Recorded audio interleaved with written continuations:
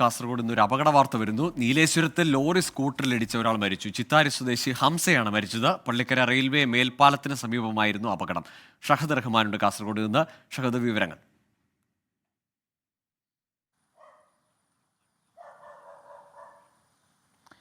ഗോകുൽ, ഉച്ചയ്ക്ക് 2 മണിയോട് കൂടിയിട്ടാണ് ഈ അപകടം സംഭവിക്കുന്നത്. ഈ ലോറി സ്കൂട്ടറിൽ ഇടിക്കുകയായിരുന്നു. ഇങ്ങനെ ഈ തൽക്ഷണം അദ്ദേഹം മരിക്കുകയായിരുന്നു.